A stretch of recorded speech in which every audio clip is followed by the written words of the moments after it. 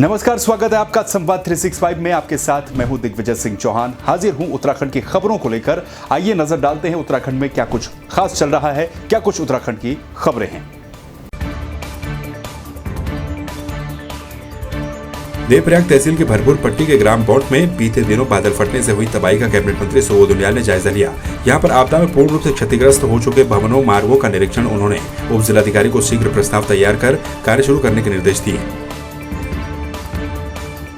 बादल फटा था, काफ़ी नुकसान यहाँ पे हुआ, तो एसडीएम को निर्देशित किया गया कि जितने रास्ते हैं टूटते हैं, मकान कुछ लोगों के निवास भी टूटे हैं और साथ ही साथ जो स्कूल बिल्डिंग्स भी डैमेज हुई हैं, तो तत्काल उनका एस्टिमेट बना करके उनमें काम प्रारंभ करने के निर्देश दिए गए। साथ ही साथ जो कंपनसेशन उनको दिया जाना है उसको तत्काल भुगतान के निर्देश दिए गए ताकि लोगों को राहत मिल सके। और ज़मीन जितना बही है, क्योंकि दो जगह बादल फटा है और दोनों जगह खेतों का काफ़ी नुकसान हुआ है, तो उनके लिए भी तत्काल ये उनकी लाभ जुट करके शीघ्र से शीघ्र मांग के अनुसार उनको मुआवजा आवंटन के लिए निर्देश दिए गए। पिथौरागढ़ जिले के कनाली, शीना, तितरी और सेल्तर में ग्रामीणों ने कोरोना संक्रमित का अंतिम संस्कार करने आई स्वास्थ्य विभाग और राजस्व की टीम पर पथराव कर दिया। ग्रामीणों ने उनके गांव के निकटवर्ती घाट पर संक्रमितों का अंतिम संस्कार करवाने का विरोध किया। वहीं घाट को लेकर तहसीलदार कनाली शीना ने प्रभारी निरीक्षक को लोगों के विरुद्ध मुकदमा दर्ज करने के निर्देश दिए। पौड़ी जनपद के श्रीनगर महिला थाना पुलिस ने एक बार फिर से अपनी वर्दी का फर्ज पूरा करते हुए दूर दराज ग्रामीण क्षेत्रों में आवश्यक चीजें पहुंचाई। होमगार्ड मोहन सिंह के द्वारा बताया गया कि उन्हें सूचना मिली थी कि पास के गांव में 2 बुजुर्ग महिलाएं हैं जिनका पैतृक मकान टूट चुका है और उनको राशन की आवश्यकता है। सूचना मिलने के बाद उनको राशन पहुंचाया गया। समस्त थानों में, पौड़ी गढ़वाल थानों में कम्युनिटी बास्केट का एक मुहिम चलाई गई है, जिसके अंतर्गत यहाँ क्षेत्र की तमाम जनता हम लोगों को राशन उपलब्ध करा रही है।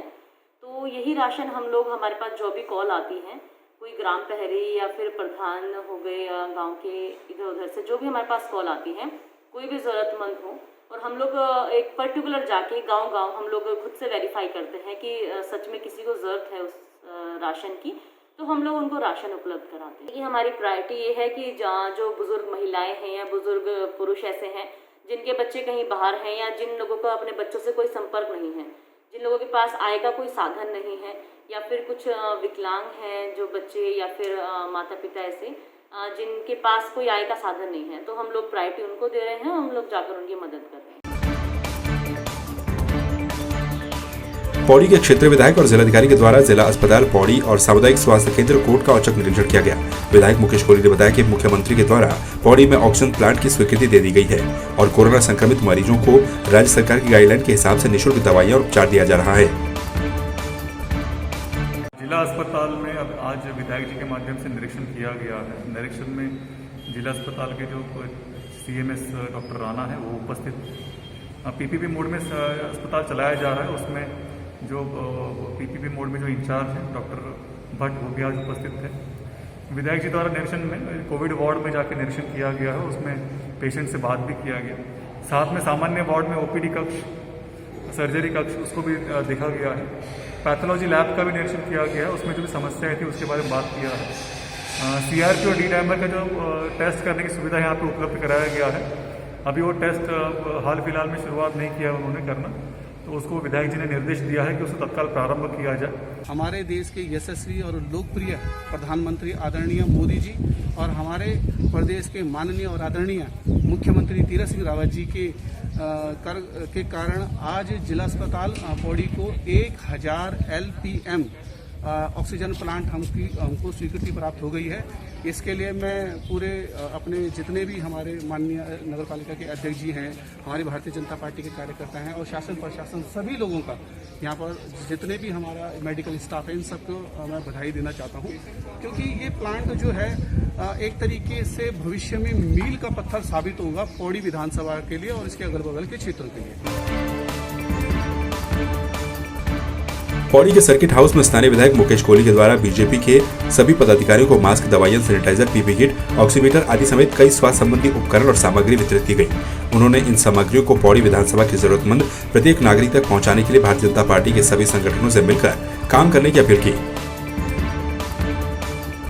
देखिए, जो भारतीय जनता पार्टी का जो कार्यकर्ता है, चाहे वो का हो, चाहे जो मेन बॉडी की हो। देखो सभी लोग बड़ी तत्पर तरीके से आप देख ही रहे होंगे, पूरे जिले में पूरी विधानसभा में भी लगे हुए, और ये बहुत बड़ा कदम आज विधायक जी के द्वारा उठाया गया है। इसमें ये जो दवाइयाँ हैं ये गांव-गांव तक वितरित करने के लिए है। इसमें हम अपनी जी जान लगा देंगे और जिस व्यक्ति को हमारी हेल्प की ज़रूरत होगी, जिसको हमारी सहायता चाहिए होगी, वो उस तक हम पहुंचाएंगे और पहुंचने का पूरा प्रयास करेंगे। हमने परसों कुछ दवाइयाँ मंगाई हैं और अब इन दवाइयों को अब पूरी विधानसभा में हम लोगों को भेजने का काम है। इसके लिए हमने अपने भारतीय जनता पार्टी के समस्त कार्यकर्ता, चाहे वो हमारा महिला मोर्चा हो, चाहे वो हमारा युवा मोर्चा हो, चाहे वो हमारा अनुसूचित जाति का मोर्चा हो, चाहे हमारी मेन बॉडी के सभी अध्यक्ष हो, इन सबको ये निर्देशित किया है कि जो CMS है और जो CMO है और जो हमारे ब्लॉक के प्रभारी चिकित्सा अधिकारी हैं, इन सब से मिलकर इन दवाइयों को गांव-गांव तक पहुंचाना है। और इसमें हम सभी प्रकार की, चाहे वो कॉन्सेंट्रेटर है, चाहे वो ऑक्सीजन का हम वो कॉन्सेंट्रेटर भी दे रहे हैं, तमाम जो चीज़ें हैं जो बहुत आवश्यक है वो सारी चीज़ें हम लोग अपने कार्यकर्ताओं के माध्यम से गांव-गांव तक पहुंचाने वाले हैं। सुप्रीम कोर्ट के आदेश के बाद हरिद्वार जिला प्रशासन के द्वारा बैरागी कैंप में अवैध तरीके से किए गए बैरागी अखाड़े के निर्माण पर बुलडोजर चलाने की कार्रवाई तेज कर दी गई है। इससे पहले जब प्रशासन के द्वारा बैरागी अखाड़े में अवैध अतिक्रमण को हटाने की कार्रवाई शुरू की गई थी तो बैरागी संतों ने पुरजोर तरीके से इसका विरोध किया था, लेकिन अब प्रशासन ने अतिक्रमण को पूरी तरह से हटा दिया, क्योंकि 31 मई को जिला प्रशासन को कोर्ट में अवैध अतिक्रमण को लेकर रिपोर्ट भी पेश करनी है। इसमें ऑनरेबल सुप्रीम कोर्ट के आदेश हैं और क्योंकि वो अवैध अतिक्रमण है और ऑनरेबल जो सुप्रीम कोर्ट है उन्होंने ऑर्डर दिए थे हटवाने के, और 31 मई तक हमको एक रिपोर्ट सबमिट करनी है कोर्ट में, तो उसी के आदेश के अनुपालन में कंप्लायंस हो रहा है और वही कार्रवाई हमारी चल रही है। देखिए ये बैरागी कैंप में है, ये जो 3 अखाड़े हैं और इसके अलावा एक मंदिर निरंजनी अखाड़े का भी था, तो उसको लेके अभियान चला रहे हैं। बॉलीवुड सेलिब्रिटी राघव जुयाल ने कुछ समय पहले सोशल मीडिया पर देशवासियों से उत्तराखंड को कोविड-19 में मदद करने की अपील की थी। राघव खुद भी इन दिनों एक्टिव होकर उत्तराखंड के ग्रामीण इलाकों के हॉस्पिटलों को हर संभव मदद कर रहे हैं। उनकी टीम कोमा मंडल के बागेश्वर, अल्मोड़ा, पिथौरागढ़, चंपावत जिलों में ऑक्सीजन सिलेंडर के साथ साथ अन्य मेडिकल किट उपलब्ध करवा रही है। वहीं कार्यक्रम के तहत राघव जुयाल बागेश्वर जिला मुख्यालय हेलीकॉप्टर के माध्यम से पहुंचे, जहां उन्होंने जिले को 20 ऑक्सीजन सिलेंडर के साथ साथ ऑक्सी पल्स मीटर समेत अन्य मेडिकल किट दी।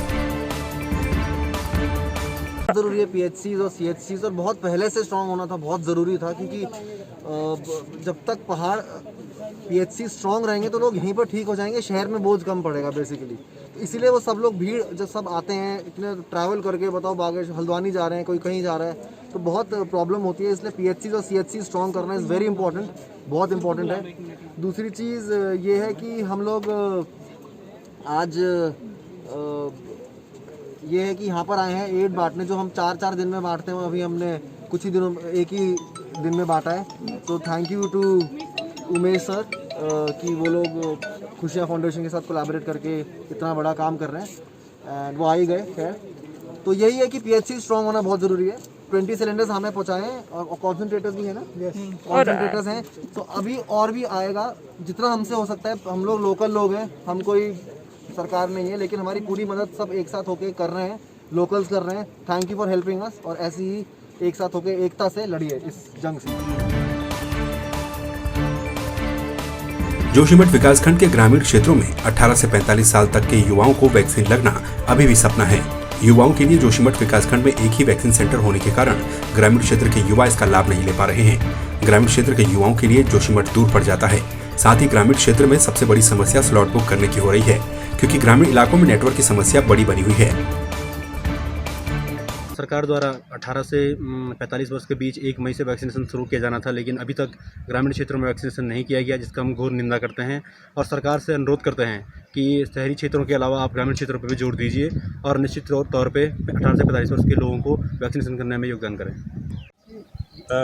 उर्गम घाटी में बहुत बड़ी जनसंख्या है। 18 से ऊपर के जो आयु वर्ग के लोग हैं उनका वैक्सीनेशन नहीं हो पा रहा है।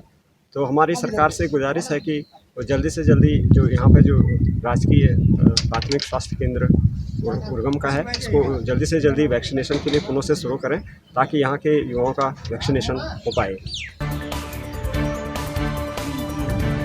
जोशीमठ मुख्य बाजार के पास सड़क पर हुए गड्ढे आखिरकार बीआरओ के द्वारा भर दिए गए। आपको बता दें कि जोशीमठ मुख्य बाजार के पास सड़क पर कई जगहों पर गड्ढे थे, जिसके बाद संवाद 365 ने इस खबर को प्रमुखता के साथ दिखाया था।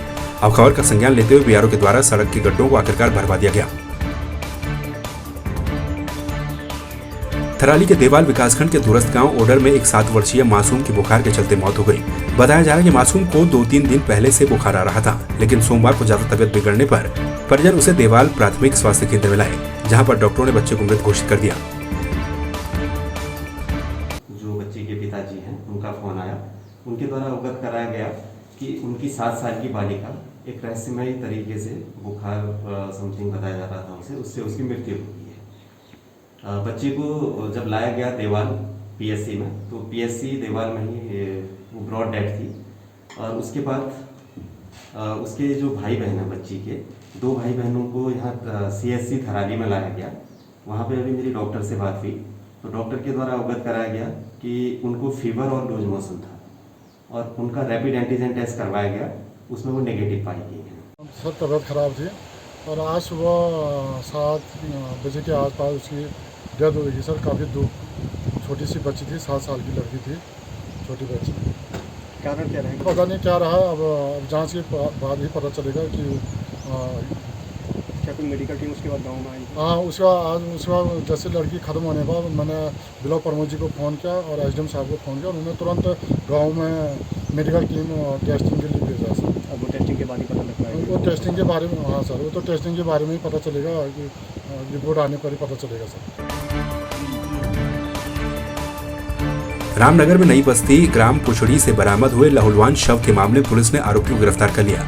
आरोपी सूरज चालक का काम करता है। पुलिस ने बताया कि मृतक ने सूरज से उधार में दिए गए रुपए मांगे तो दोनों के बीच विवाद होने लगा। इसी बात को लेकर रविवार को दोनों के बीच मारपीट हुई, जिसके बाद सूरज ने पास में पड़ी लकड़ी की एक फंटी से उसके सिर पर कई वार किए, जिसके चलते उसकी मौत हो गई। आज उसको करीब 5 बजे के करीब सूरज सिंह नाम के व्यक्ति को गिरफ्तार कर लिया गया है। पूछताछ की गई। पूछताछ में ये खुलासा होता है कि सूरज सिंह के द्वारा जो उसकी मृतक की मदर के जो पैसे दिए गए थे वो अपने खर्चे में ले आया था। उसके द्वारा उसी बात को लेकर उनको आपस में दोनों में झगड़ा हुआ और सूरज के द्वारा वहीं पास में पड़ी एक लकड़ी की फंटी उठाकर 4-5 वार उसके सर पर किए गए। जिस दौरान ये झगड़ा हुआ वहाँ पर मृतक जसोद के 2-3 दोस्त और भी मौजूद थे, लेकिन वो भी उसको नहीं पकड़ पाए और वहाँ से मौके से वो उनका फ़ायदा उठाकर भाग गया था। उड़ता पंजाब की तर्ज पर उत्तराखंड को नशे में घोल रहे 2 बड़े सौदागरों को काशीपुर पुलिस ने पकड़ लिया है, जिनके पास से 1.5 करोड़ की स्मैक बरामद की गई है। बरेली से नशे का नेटवर्क चलाने वाले दोनों सौदागर लंबे समय से उत्तराखंड में नशे का कारोबार करते थे, जिनका पूरा नेटवर्क बरेली से लेकर उत्तराखंड के पहाड़ी जिलों तक फैला है। काशीपुर पुलिस ने बड़ी कामयाबी हासिल करते हुए इनको गिरफ्तार कर लिया। थाना ITI पुलिस द्वारा लगभग 115 ग्राम स्मैक बरामद की गई थी।